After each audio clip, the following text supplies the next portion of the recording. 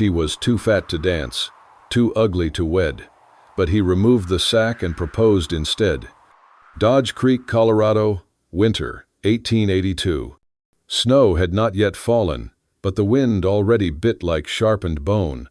It sliced through the alleys behind the blacksmith's shop, catching on shutters and frozen troughs. Behind that shop, under a crooked wooden sign reading, "Brides and Bonds, Noon." A dozen women stood shivering. Some stared like prisoners, others just wept. One among them stood different, not because she stood tall, but because she stood hidden. A burlap sack covered her face. Her coat barely reached her knees, and her hands, red and raw, trembled as they gripped each other. Ruth Avery did not look up. She did not shift. The sack scratched her cheeks with every gust of wind, but it was better this way. Let them laugh without knowing. Let them hate without seeing. She had not chosen this. Her parents, both taken by fever that spring, left her with a rusted stove, and a cousin who saw her as nothing more than $2 and a registry form. "Too fat to dance," he muttered, "too plain to wed." She once dreamed of dancing, in another life, in another body. "Clear the way, boys, she's next." The voice came from Mr. Gaunt, the general store owner turned auctioneer. He gestured with the tip of his cane toward Ruth. A ripple of laughter moved through the crowd of miners and drifters by the fire barrel. "She ain't much to look at," he called. "Big as a barn, face like a mule, so we bagged it. Startin' at $2. Any takers?" More laughter. One man whistled. Another spat. Still, Ruth didn't move. She imagined shrinking. Her knees buckled, her throat burned. She heard her mother's voice, long buried. "You've got music in you, Ruthie. No weight in the world can stop a heart like yours." Then silence cut through the cruelty. Boots stepped forward, not hurried, just steady. $2, said a low, calm voice. Male, measured. A few heads turned. Ruth could not see him, but she felt something shift in the cold air. It wasn't pity. It wasn't disgust. It was quiet. Gaunt blinked. "You serious?" "I said 2, the voice replied. "You want more." Then came the clink of 2 silver coins on the crate. "Well," Gaunt muttered, "cheapest wife in the West. She's yours. Take her before she freezes." This time, no one laughed. The man stepped close. Ruth felt his presence near, but no hand grabbed her, no voice barked orders. "Can you walk?" he asked. She nodded under the sack. "Then come on, storm's coming." That was all. He didn't lift the sack. He didn't tug her arm. He just turned and walked, slow and sure. And she followed. She had no name for him. No understanding of why he stepped in. Only his footsteps and the bitter wind between them, and something she hadn't felt in months. Dignity. They passed the stables and the saloon. The same places where boys once called her pig face. No one said anything now. The sack stayed on, but the crowd parted without smirks. At the edge of town, the snow began to fall, dry flakes, stinging skin. The man helped her onto a tall roan horse without asking her weight. His hands were work-worn, his saddle weathered. Then he mounted behind her and finally spoke. "My name's Thorne Callan," he said. "I own a ranch west of the ridge. It's quiet. You'll have your own room. You can talk or not. I don't need a servant. I just didn't want to leave you behind." Her throat tightened. So many words had been swallowed across the years that her voice barely remembered how to speak. But one did. "Thank you." They rode into the rising wind, 2 shadows on horseback. A man who had lost love, a woman who had never known it, and behind them, Dodge Creek vanished in the cold. The sack stayed on for now. But something beneath it had already begun to thaw. The wind worsened as they rode west, silence heavy between them, broken only by the creak of leather and the roan horse's steady snorts. Ruth sat stiff in the saddle, hands clutched to the horn, the burlap sack brushing her lips with every breath. She waited for it.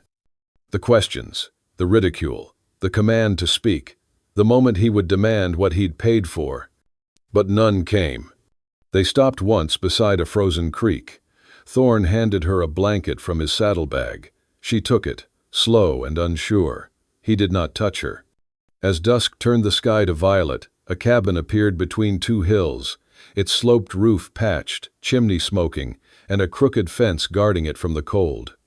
"You can tie the horse there," Thorn said, dismounting. Ruth hesitated. Then his hand found the reins, not rough, just steady, and he helped her down with one motion before stepping back.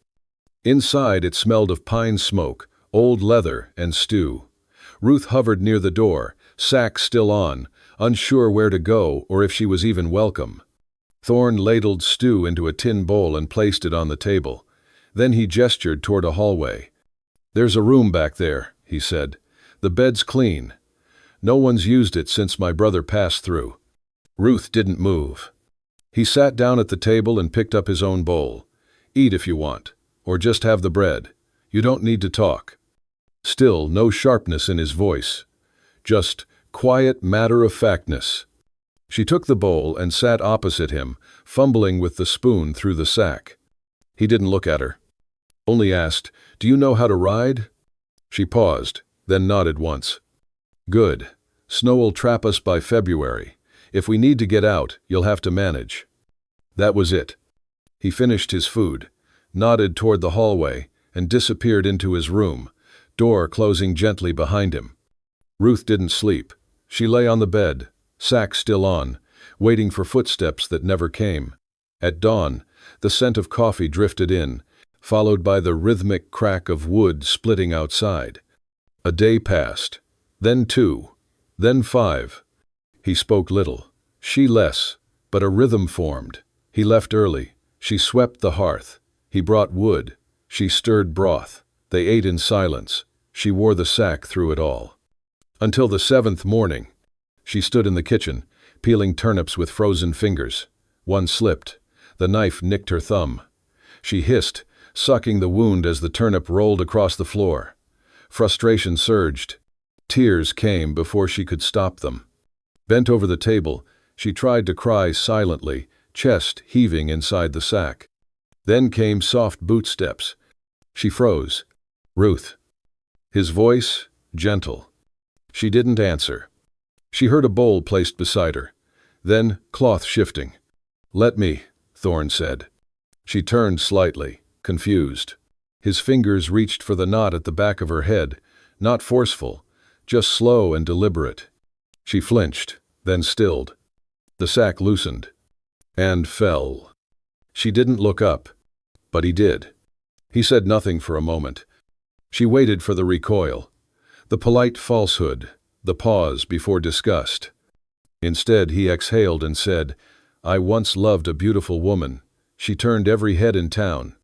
A beat passed. But I've never seen anyone stand in silence while a whole town tried to bury them and not flinch." Ruth's eyes filled again, unsure whether from the pain of memory or the weight of being seen. Thorn stepped back. "You don't have to wear that in this house." Then he left her standing there, in the quietest morning she'd ever known. The days that followed were quiet but full. Ruth rose before dawn most mornings, stoking the fire, boiling water, scrubbing the pine counters until her arms ached. At first, she moved like a ghost, never assuming, never asking. But by the second week, the rhythm of the ranch had settled into her bones. She swept, cooked, mended a saddlebag, and learned to split kindling. The first time the axe bounced, she nearly cried. By the 4th try, the log cracked in 2. Thorn, watching from the porch, nodded once and said nothing. Later, she found a pair of leather gloves on the table. Handmade, lined with wool, sized larger than most. They fit perfectly. She stared at them for a long while. One afternoon, while mucking the stables, she discovered a filly with a twisted leg. She crouched beside it for nearly an hour, whispering, massaging the joint. When Thorn found her there, skirts dusty and hands red, he only said, "She's taken to you." Then, quietly, he handed her a small book. The edges were worn, the cover faded blue. "This belonged to Hélène," he said, "my wife." Ruth froze. You don't have to read it, he added. But if you ever wonder what this house was like before, I'm not asking you to fill a shadow. That night, Ruth read the journal. Inside were soft entries, recipes, garden notes, quiet thoughts of loneliness when Thorn stayed out too long with the horses. She closed it after an hour, eyes wet, not from envy, but from understanding. A few days later, she noticed a new chair in the kitchen, cedar, sturdy, with a wide seat and curved back. Her old stool had groaned beneath her. This one didn't make a sound. She ran her fingers along the edge and found initials burned faintly underneath. R.A. He had made it. Said nothing, but she knew. One night, a storm rolled in fast and fierce. Thunder echoed, sleet rattled the windows. Thorn had gone to check traps that afternoon and hadn't returned by dusk. Ruth paced until her legs ached. When he finally came back, soaked and shivering, she didn't ask questions. She took his coat, handed him a towel, and poured hot water over ginger and honey into a chipped blue mug. He sat by the fire, steam curling off him. She passed him the cup. He took it, their fingers brushing. He didn't pull away. He touched her wrist, gently. Then nodded. His eyes, usually distant, held something new. Thank you. That week, something shifted. Their silences warmed. Thorn began leaving firewood by her door. She began humming at the stove. One morning, he asked how she kept bread soft in the mountain cold. My mother, she replied. She taught you well, he said. The words stayed with her all day. After dinner one evening, Ruth stepped into the stables. The moon hung high. Rain began to fall in thin sheets. The scent of hay and leather filled the air. Horses slept. She stood barefoot on the packed floor. And then she danced.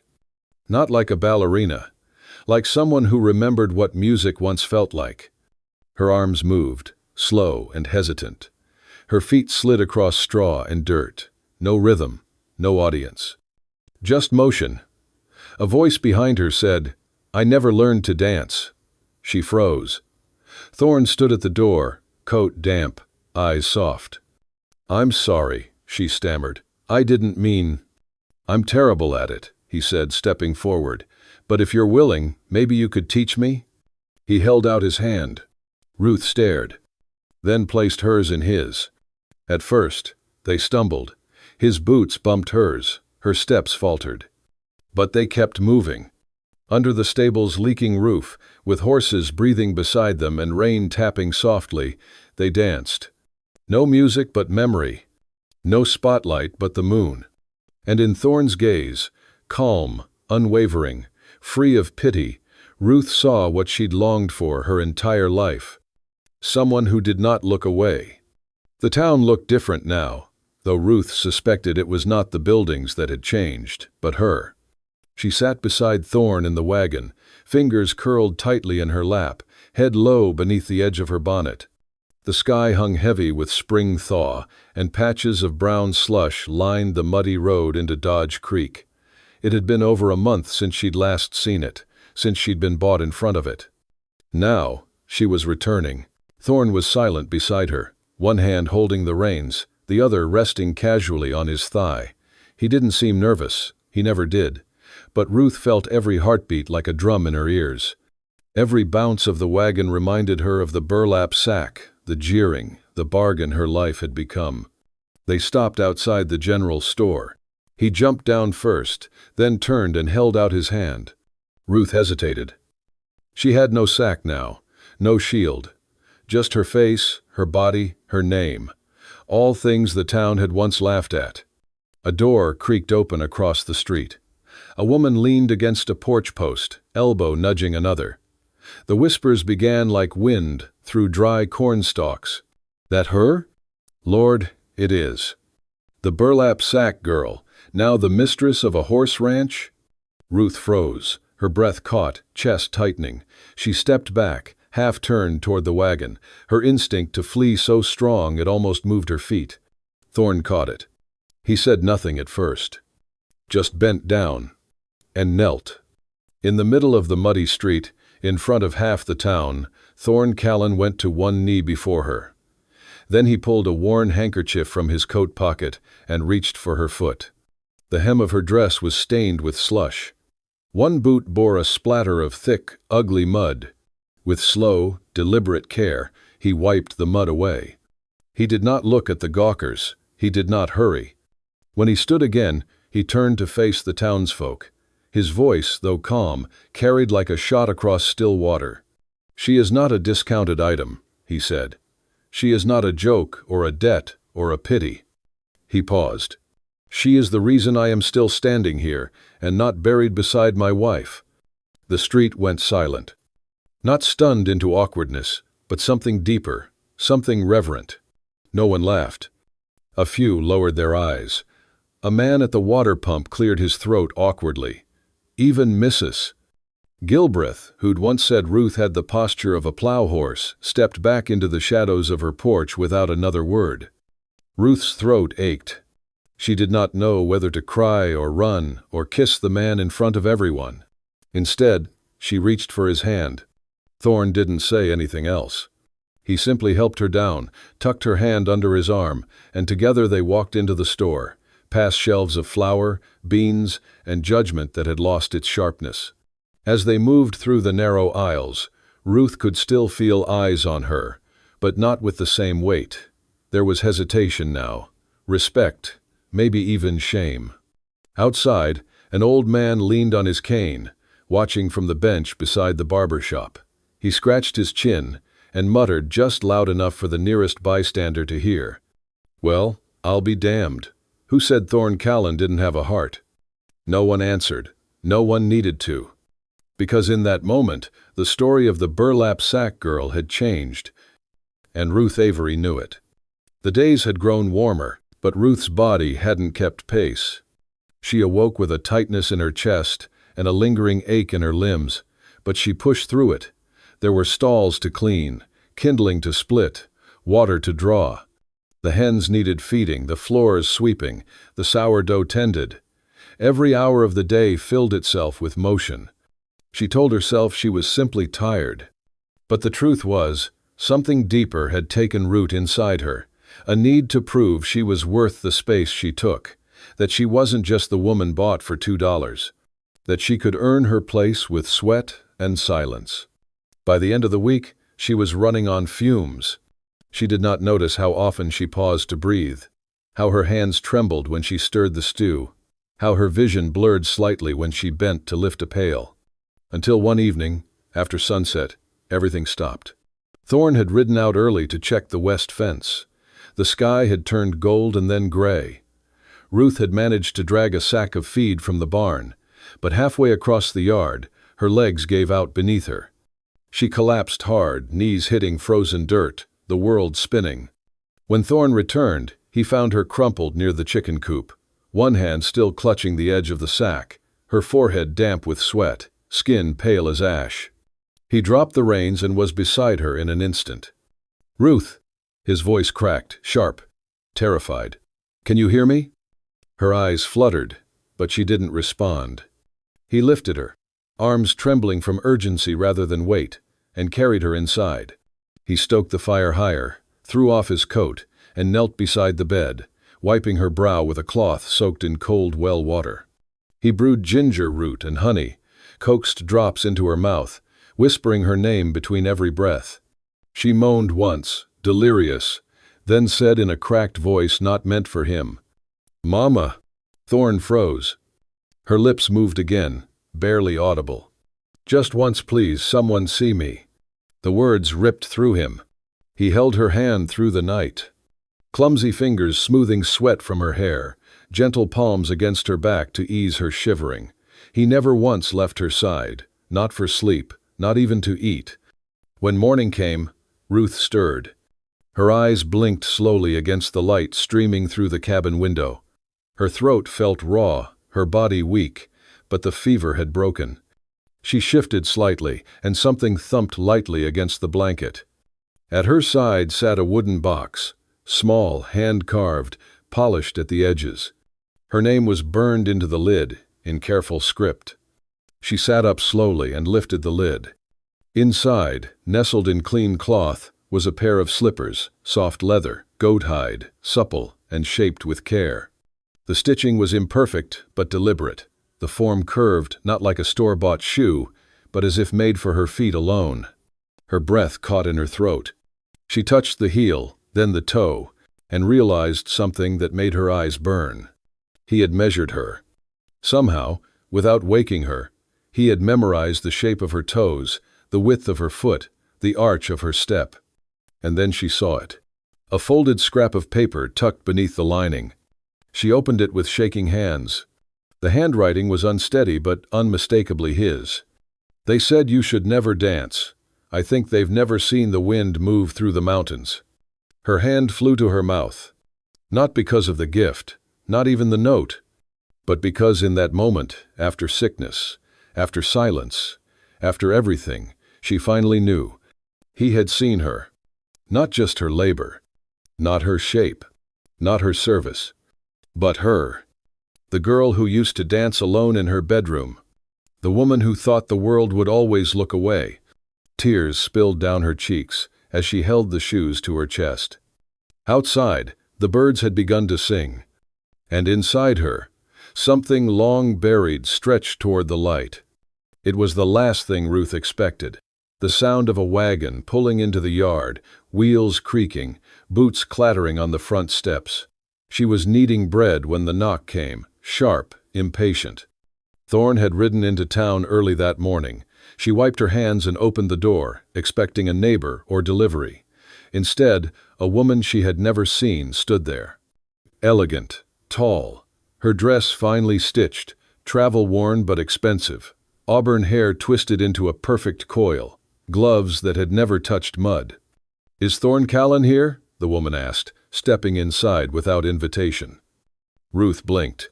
"He's out. May I help you?" The woman's eyes scanned the room with cold precision. "I am Eliza Maynard, Ellen's sister." Ruth's breath froze. The sister of his late wife. "I've come to settle some family matters," Eliza continued, glancing at the hearth and the wooden chair Ruth used, "and to collect what remains of my sister's estate." Ruth steadied her voice. "I believe the estate belongs to Thorne." A thin smile. "And yet he seems to have replaced her, with a girl who cooks stew and wears gloves too large for her hands." Ruth said nothing. Eliza moved to the mantel, fingering a carved wooden box Thorne had made. She sighed. "My sister had grace. She read poetry before breakfast. And you?" Her eyes narrowed. "You were purchased for $2 and led here in a sack." A sharp catch in Ruth's throat. "You cannot possibly think you belong in this house," Eliza said. "A woman who was sold like livestock cannot stand where a Callan once stood." Still, Ruth said nothing. Her silence was not weakness, it was steel. She stepped outside into the cold. The insult hung in the air like driftwood in the wind. She refused to be weighed like a piece of property. Moments later, Thorne returned. He found Ruth on the porch, shawl wrapped tightly, hands clenched. Their eyes met, briefly.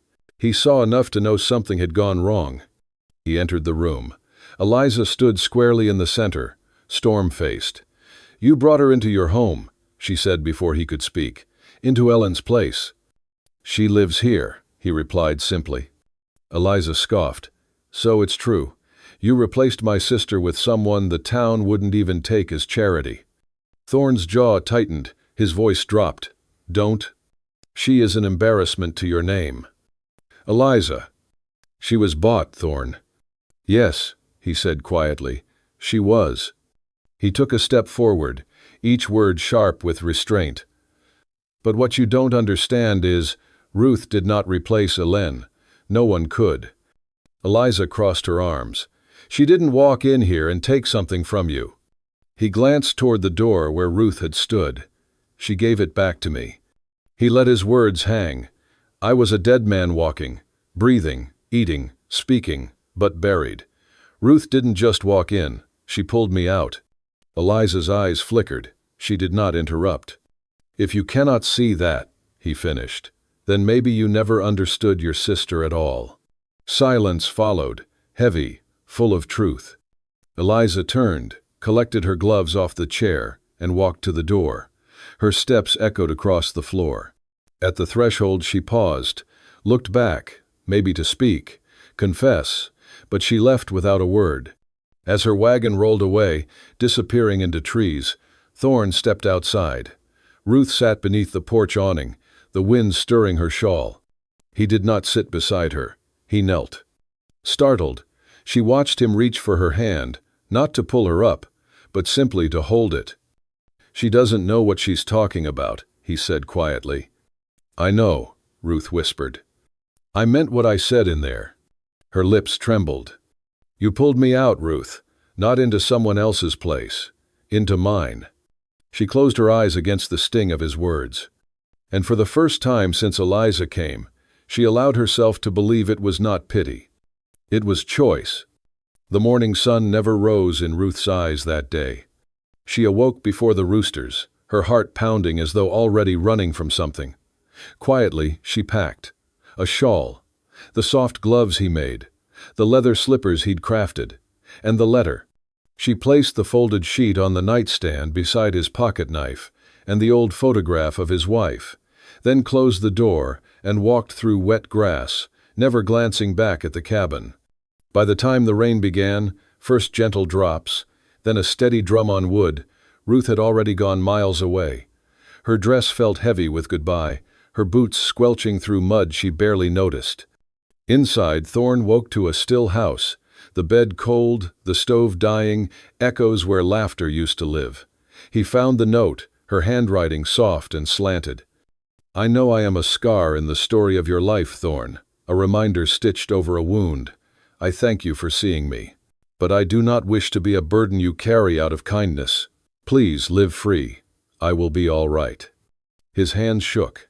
The wind rose outside and thunder rumbled as he pulled on his coat, saddled the roan, and rode into the storm with a heart louder than his horse's hooves. He knew where she'd gone. She had once spoken of a chapel on a hillside, the place where no one could see my face when I prayed. Only my voice mattered. As lightning slashed the sky, the derelict door stood ajar. He dismounted, boots sinking into mud, the hinges groaning like a sigh. Inside, the air was cold, and there she sat, curled near a broken pew, knees to chest, cloak drawn tight. She didn't look up until he said softly, "I brought something." She turned. He held the burlap sack she had worn the day they met, folded neatly, treated reverently.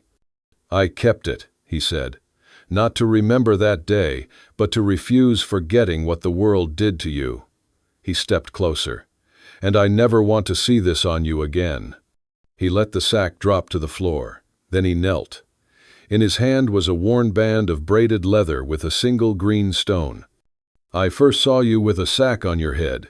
That's the ugliest truth I carry." His voice faltered. "The world made you believe you were unworthy of light, that you needed to hide.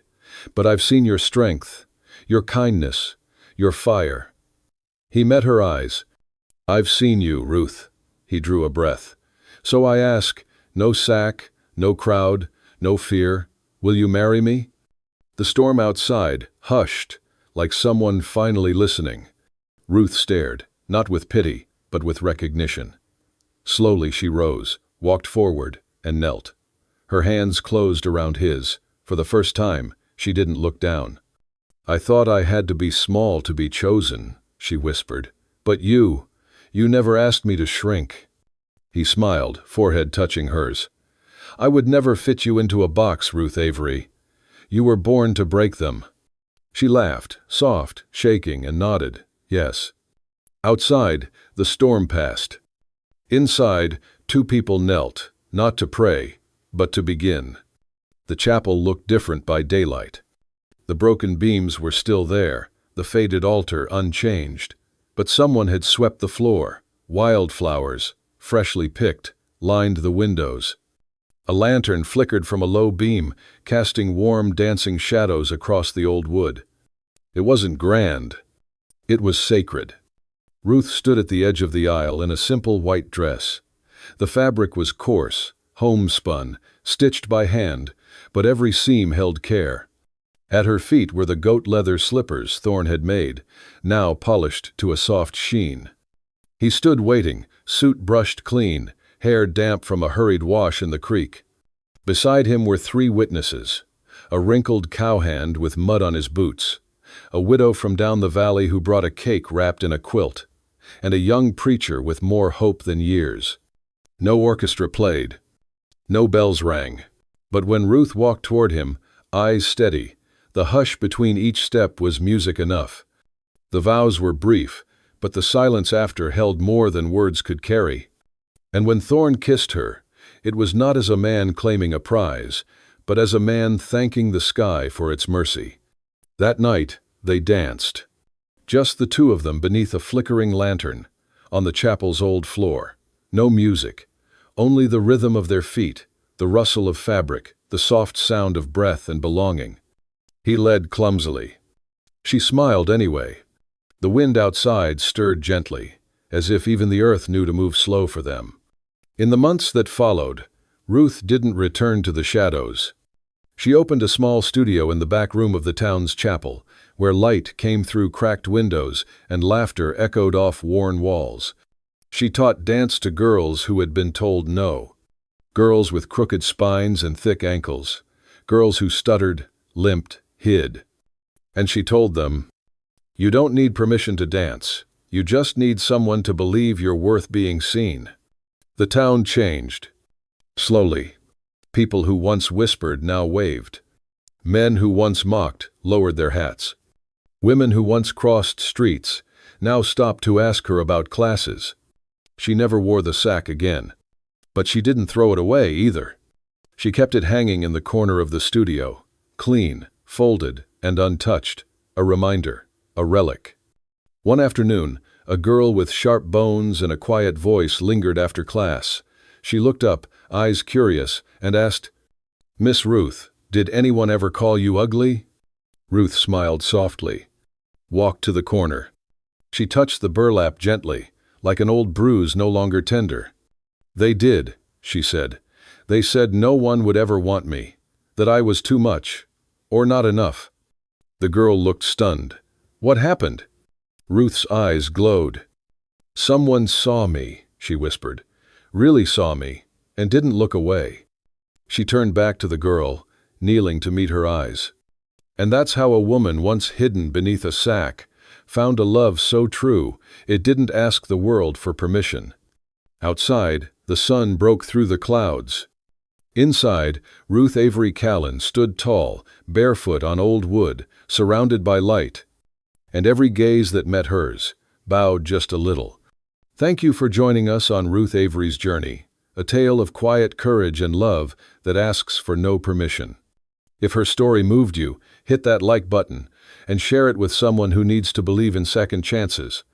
For more Wild West tales of fierce hearts, gentle hands, and love that never quits, subscribe to Wild West Love Stories and turn on notifications.